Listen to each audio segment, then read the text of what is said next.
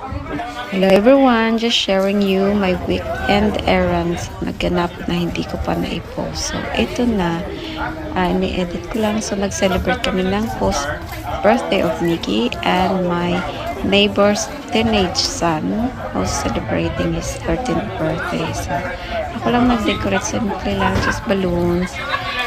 Considerate kami sa mga food kasi ang daming bisita, mostly mga teenagers.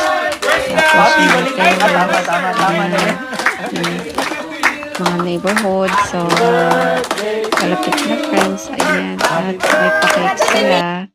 At ayan, itong cute na batang ito, hiniram ko. Ang cute talaga. Ayan, tinakpan ng bibig ko't naiyangayan sa'kin. But next day, ayan, naglinis ako at napakadaming kalat. Napagod si Indiners. So ngayon ang aking celebrant napagod kaka-entertain sa mga kids.